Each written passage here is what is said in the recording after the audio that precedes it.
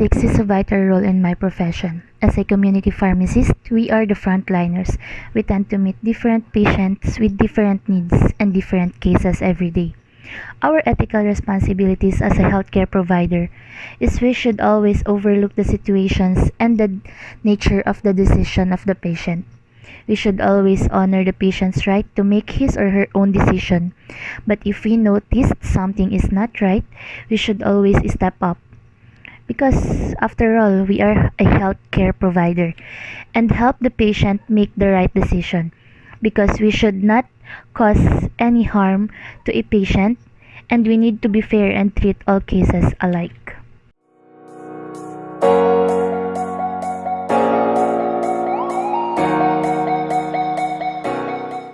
Professionalism encompasses the personal and corporate standards of behavior expected by you as a professional, especially to healthcare providers, because we are expected to be capable to make right judgments, applying to me as a pharmacist. After all, we are the frontliners. And to make this possible, we should make an ordinary person or patient understand what do they have or what sickness are they into. And being a healthcare provider, we should always keep confidentiality of a patient because he or she trusted you with the condition she have and had been transparent.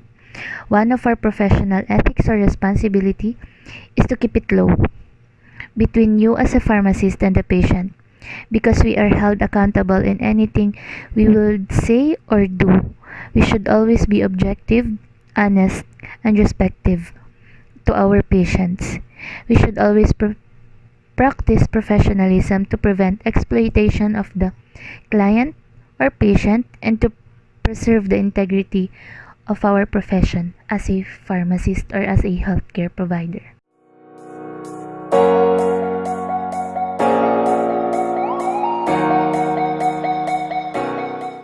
The ethical dilemma that I usually encounter is whether to give a patient an antibacterial medicines or not.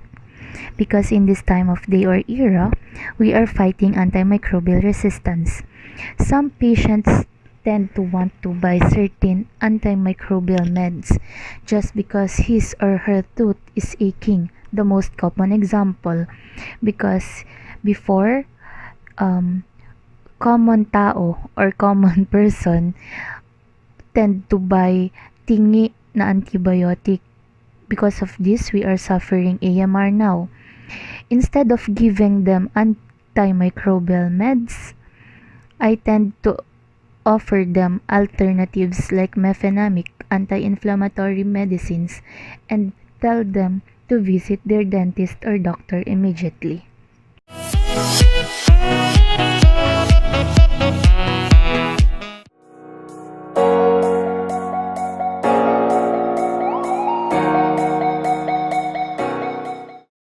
Health ethics can help to formulate the pharmacist's responsibilities such as patient's medication, identification and prevention of adverse drug effect, proper communication, and information about the use of medicines.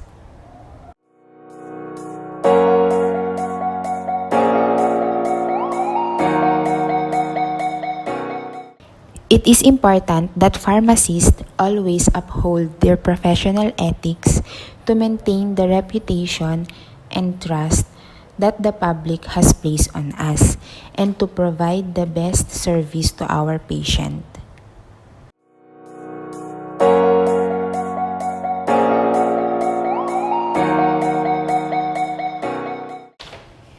The ethical dilemmas in the field of pharmacy are limited resources due to drug shortage, extremely high prices of medicines, relationship between pharmacist and patient, and pharmacist and physician, and patient's privacy and confidentiality.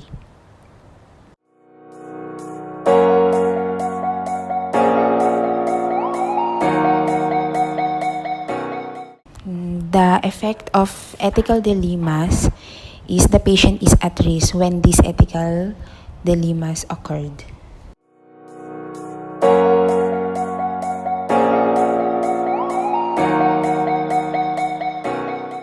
problems can be solved by foster discussion of any pricing of medicines and to advocate for development of a proactively ethically health system policy for rationing essential medicines that are in short supply, and to discuss with all healthcare professionals the potential compromises of ethical principle. And last is the conversations between pharmacist and a patient are strictly confidential.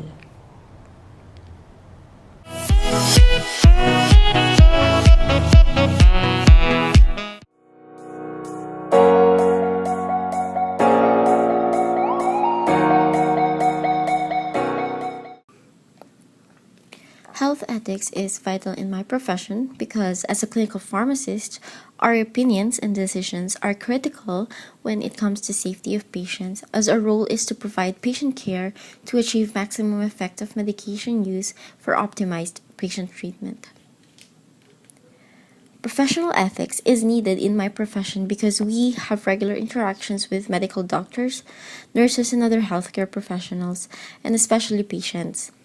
Being professional is one of the most important qualities that a clinical pharmacist must have.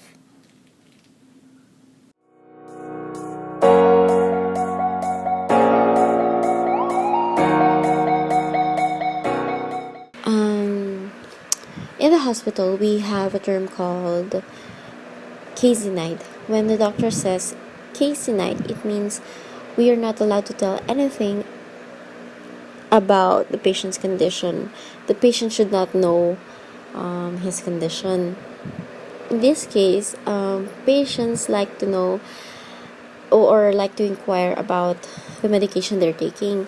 So, as a clinical pharmacist, what I can do is to just explain to them how it works in the body, how to properly use it, and what are its side effects, and if there are any drug interactions, food interactions, I can explain it to them. But if they want to know what it's for, I guess the best thing to do is to explain to them that as part of our code of ethics, they should just ask their attending doctor about the information they're seeking.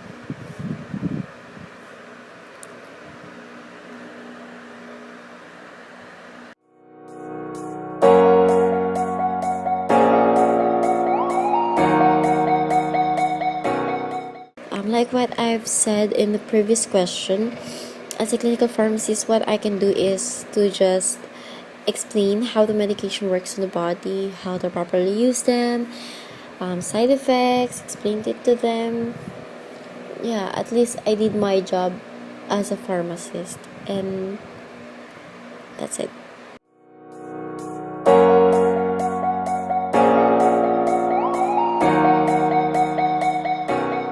How can these problems be solved? I guess you just have to do your job properly and do everything professionally. And you have to balance your emotions when it comes to your decisions. And don't forget to apply the code of ethics in your work.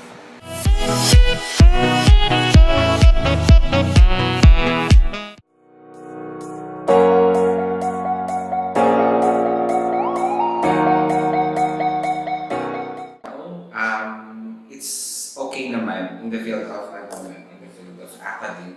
Why? Kasi yes, not personally hands-on dun sa mga patients. Pero pagdating naman sa mga students or sa mga lectures na tuturo mo, based on life experience, matuturo mo sa mga bata. So, yung health ethics ay pumapasok doon kasi for me, mas maganda na while you're lecturing, meron kang experience para at least may idea yung mga bata pagdating dun sa mga situation na maranasan mo.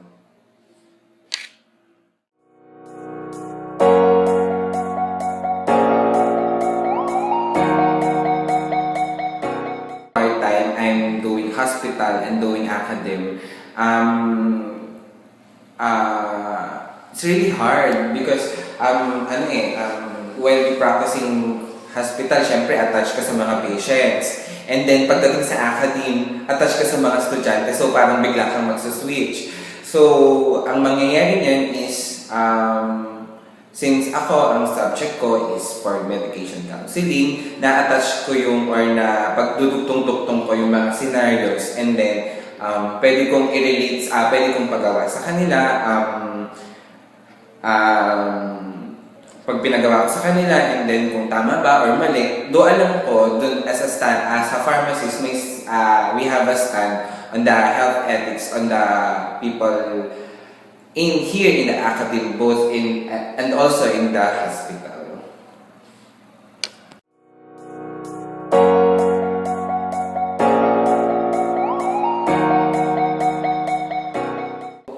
It's really hard kasi different students na yung mafe-face mo. Parang meron silang iba-ibang ugali, iba-iba na yung paningin nila sa buhay. Though, siyempre mga fourth year na yan, may kanya-kanya na yan stand. So, yun nga, pagdating ethical, mga dilemmas, attitude, syempre, sa mga pala-absent na estudyante, sa mga medyo nahihirapan na estudyante, kasi based on their experience. So, yun yung mga nakita kong ethical, or one of their ethical problems na kinoconsider ko kasi since bago pa lang ako sa academy.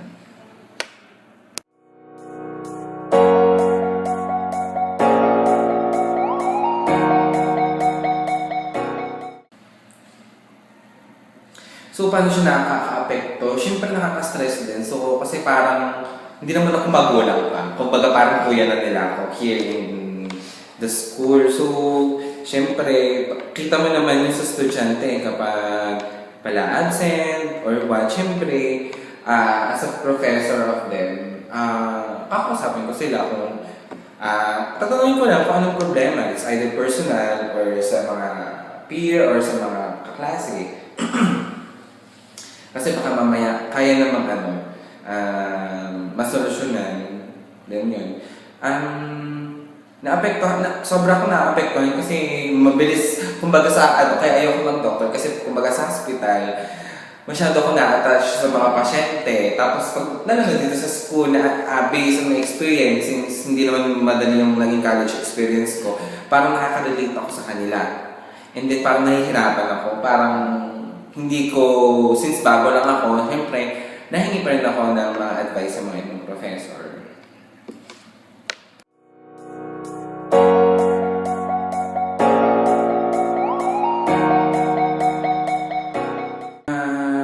First, usapin ko yung estudyante, ano yung problema, tapos,